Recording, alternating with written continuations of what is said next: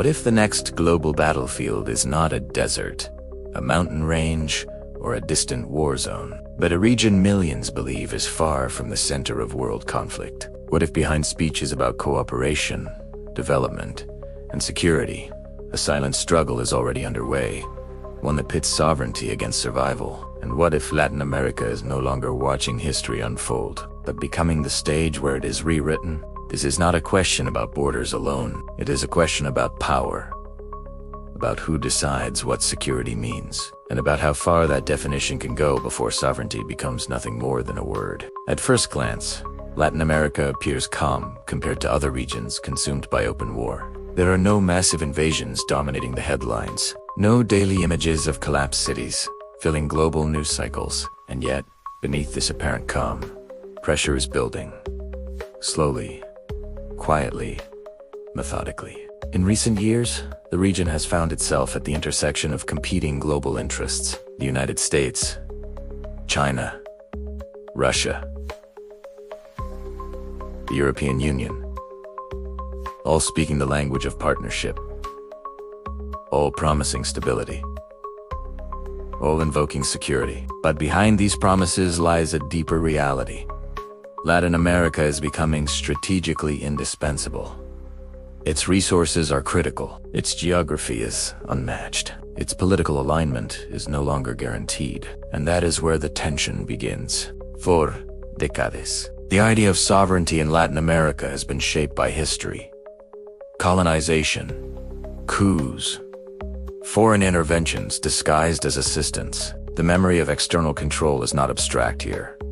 It is lived, inherited, and deeply embedded in political consciousness. Independence was not merely declared, it was fought for, often at immense cost. Yet today, sovereignty faces a new kind of challenge. One that does not always arrive with troops or tanks. It arrives with agreements, with intelligence sharing, with security cooperation, with economic leverage, with the promise of protection against threats that are sometimes real and sometimes carefully amplified. Organized crime, drug trafficking, terrorism, cyber threats, migration, crises. Each of these dangers is undeniable. Each creates fear, and fear has always been the most effective gateway to external influence. Governments across Latin America are being told the same message again and again. You cannot handle these threats alone. Your institutions are too weak. Your borders too porous. Your enemies too powerful. Security, they are told, requires partnership. But partnership with whom? And at what cost? Military cooperation has expanded quietly. Joint exercises, training programs, surveillance systems, intelligence operations, foreign advisors embedded within national forces, bases rebranded as logistical hubs, drones flying under the banner of anti-crime operations. On paper, these measures are defensive. They are framed as necessary responses to instability. In practice, they redraw the lines of control. When foreign intelligence dictates priorities, who truly sets national policy? When security strategies are shaped abroad, whose interests come first? When external forces gain access to territory, data, and decision-making, where does sovereignty end? These questions are rarely asked publicly, and when they are often dismissed as ideological or outdated. But history suggests otherwise. Latin America has seen this pattern before. During the Cold War, security was the justification for intervention. Governments were supported or overthrown in the name of stability. Military regimes were armed and trained under the banner of anti-communism. Entire generations paid the price in disappearances, censorship, and fear. Today, the language has changed. The mechanisms are more subtle. But the imbalance of power remains, and now the stakes are higher. Because Latin America is no longer a peripheral region in global competition. It sits at the crossroads of supply chains, energy transitions, and geopolitical realignment. Lithium reserves essential for electric vehicles. Fresh water sources increasingly scarce worldwide. Agricultural capacity capable of feeding millions. Strategic maritime routes connecting oceans and continents. Control over this region does not require occupation. Influence is enough. China invests heavily in infrastructure, ports, and telecommunications. The United States reinforces security ties and intelligence cooperation. Russia seeks diplomatic and military footholds. Each actor frames its presence as benign. Each claims respect for sovereignty, yet their rivalry transforms the region into something dangerous. Chessboard. Nations are pressured to choose sides. Economic deals come with political expectations. Security assistance comes with conditions. Neutrality becomes increasingly difficult to maintain. And as global tensions rise elsewhere, the risk grows that Latin America will become the arena where conflicts are fought indirectly through proxies, pressure, and destabilization rather than open war.